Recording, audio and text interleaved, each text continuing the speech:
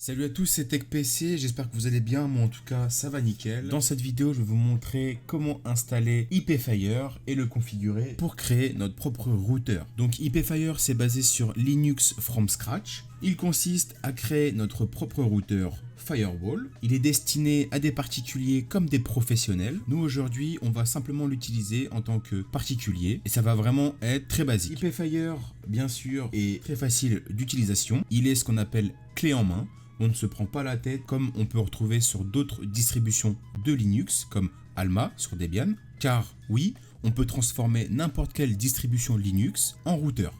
Mais aujourd'hui, on va s'intéresser à IPFire, on va simplement essayer de connecter une machine virtuelle Windows 10 à IPFire. Donc dans cette vidéo, je vais vous montrer l'installation d'IPFire et la configuration d'IPFire ainsi que la configuration sur notre machine virtuelle Windows 10. Parce qu'il va falloir modifier quelques petits paramètres dans les paramètres réseau de votre machine client.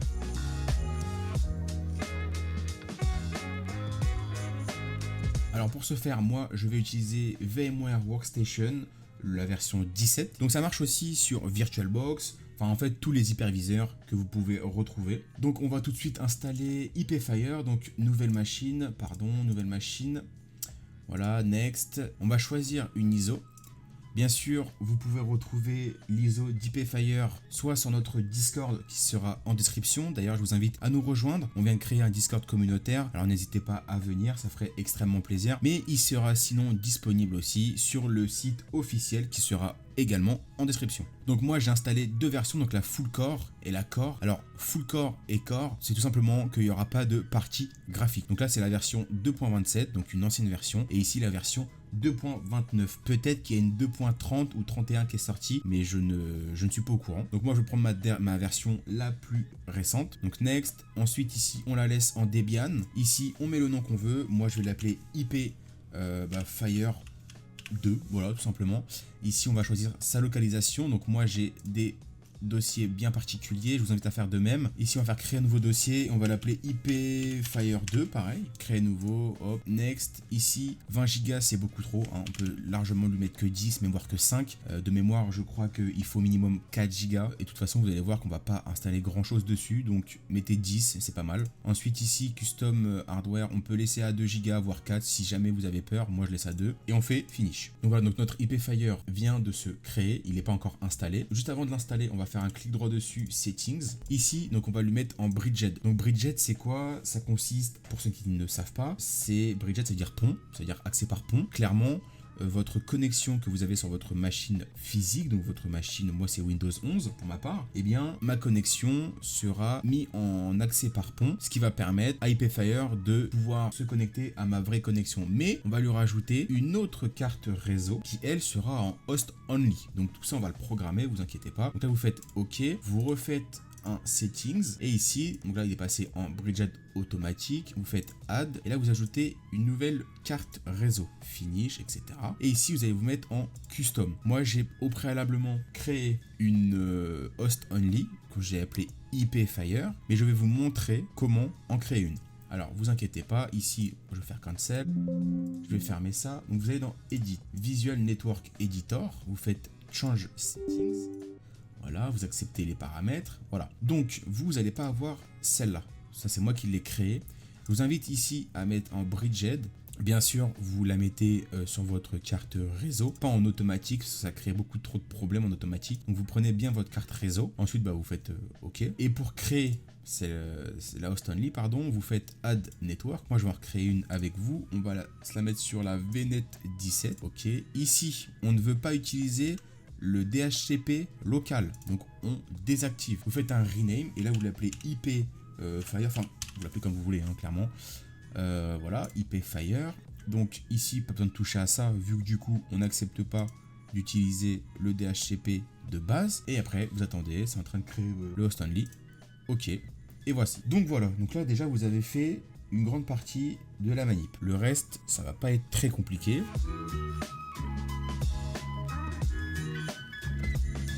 Vous allez revenir sur votre settings de votre IPFire. Vous allez donc ajouter votre nouvelle carte réseau. Donc finish, custom, et donc ici j'en ai deux. Donc la première que j'ai créée et la dernière que j'ai créée avec vous. Donc pour le tuto, je vais mettre sur celle que je viens de faire avec vous, comme ça, il n'y a pas de problème. Vous faites OK, vous rouvrez les settings, vous allez sur votre Bridged, Advanced, Generate. Donc là, vous allez retenir les derniers numéros ou lettres, enfin ça dépend ce que vous avez. Vous retenez, donc là, moi ma Bridged c'est 9E. Donc je retiens en tête 9E, je fais OK. Je vais sur ma custom, je fais pareil, Advanced, Generate, et là c'est 50. Donc ma custom est en 50 et ma Bridged en 9E. Ça, c'est très important de s'en souvenir. Vous faites OK, OK. Ensuite, là, vous lancez votre machine. Ensuite, arrivé sur ça, vous faites Entrée. Vous allez voir, c'est pas compliqué. Si vous suivez bien ce que je fais, ça devrait le faire. Ensuite, en français, vous prenez votre langue. Si vous êtes français, vous prenez français. Ou si vous préférez anglais, enfin, bref, vous prenez ce que vous voulez. Français, démarrer l'installation. OK. Donc ici, par contre, il va falloir accepter les licences. Voilà, supprimer. OK. Donc là, on va prendre le premier.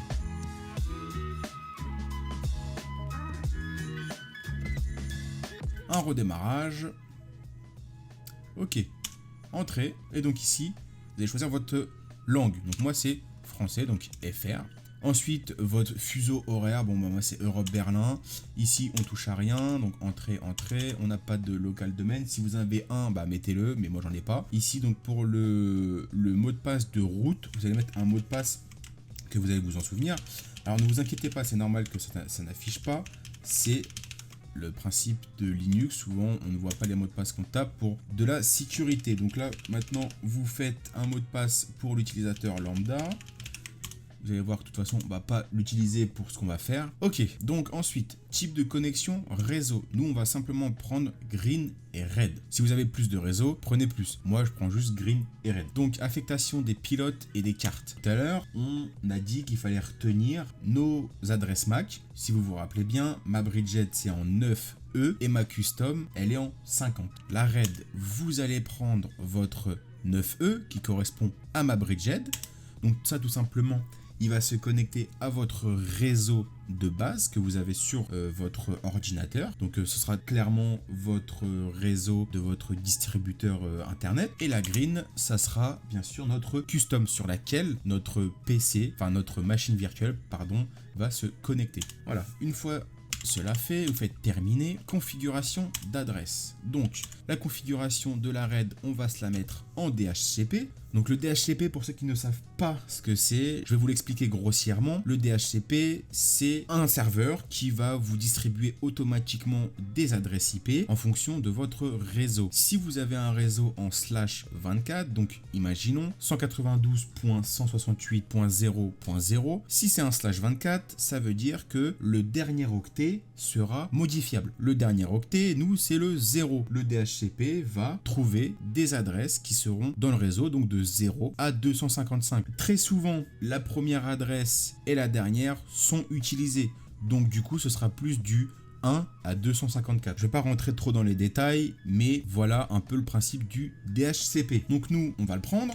Donc on va rien noter de plus ici. Donc là, le masque sous réseau que vous voyez, donc 255.255.255.0, c'est un /24. Ça veut dire que les 3 premiers octets, on ne pourra pas les modifier. Vous faites OK. Voilà, donc là, on a paramétré pour la carte RAID.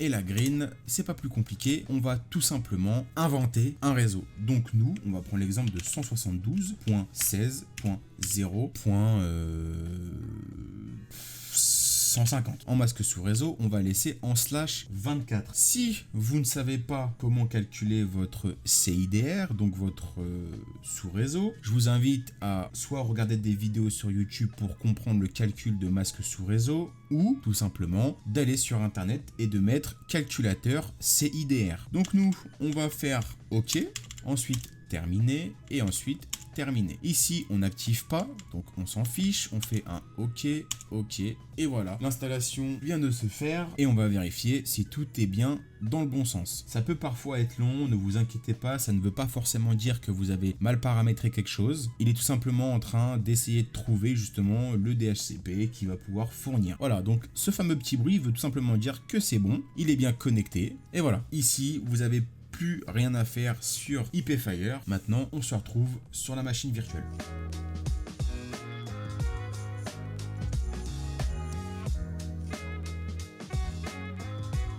Nous voilà sur la machine virtuelle. Moi, c'est une machine Windows 10, ça peut être une machine Windows 7, Windows 8, Windows 11, peu importe, ou même une machine Windows Server. Donc comme vous pouvez le voir, en bas à droite, je n'ai bien pas internet, c'est normal. Donc vous allez faire un clic droit, settings, et vous allez lui attribuer donc la custom qui est l'IPFire. Vous faites OK. Là, vous allez me dire, bah ça marche toujours pas, il n'y a toujours pas le logo, c'est bizarre. Même si vous voulez faire un CMD, bah, vous allez voir que la commande ping ne fonctionne pas. C'est normal, regardez. Ping, on va ping google.fr, ça marche pas. Ok, c'est normal. CTRL-C pour arrêter la commande. Donc, vous allez fermer CMD, vous allez faire un Windows R, écrire ncpa.cpl qui va ouvrir simplement les paramètres réseau. Voilà, donc ici vous avez réseau non identifié. Vous allez faire un clic droit, vous allez faire propriété. Vous allez aller dans protocole internet version 4, donc IPv4. Et ici, on va saisir une adresse IP qui sera cohérente par rapport à celle qu'on a mis de notre réseau. Donc moi, par exemple, j'avais mis 172.16.0.150, je crois. Donc on va se mettre en allez, 10. Masque sous réseau, il se met automatiquement, mais nous, vu que c'est du /24, pardon, ici on va rajouter 255. Ici, la passerelle, on va rajouter du coup l'adresse qu'on a inventée tout à l'heure, donc là 172.16.0.150. Et ici, en DNS préféré, on va mettre 1.1.1.1. Vous faites un OK. Le temps qu'il l'identifie, ça peut prendre plusieurs secondes, minutes. Moi, c'est quelques secondes. Ici, voilà, vous voyez bien que je suis connecté. Vous faites non, oui, c'est peu importe. Et voilà, donc là, maintenant, si je fais un Windows R avec un CMD en mode admin, je vais pouvoir faire un ping google, .fr. Voilà, donc vous voyez bien que j'envoie la requête, elle est acceptée, il me la renvoie. Voilà, le principe du ping. Et voilà, donc vous avez actuellement Internet, vous pouvez naviguer en ligne, vous pouvez ouvrir des pages Google, voilà, vous voulez YouTube, vous allez sur YouTube. Voilà, par contre, si on revient sur ncpa.cpl, que ici on change le DNS, qu'on met rien, normalement vous n'aurez pas accès à Google. Le réseau restera normal puisque vous avez mis les bonnes adresses au bon endroit, mais ici, si vous mettez YouTube, la page est impossible à chercher. Donc, très important de mettre le DNS 1.1. J'espère que cette petite vidéo vous aura plu. J'espère que je vous ai appris des choses. Dans la prochaine vidéo, je vais sûrement vous parler de Linux Mint, donc une distribution Linux optimisée pour les vieilles configs. Je serai sûrement avec mon acolyte Toufik. En tout cas, c'est tout pour aujourd'hui. Je vous dis à la prochaine. Bye.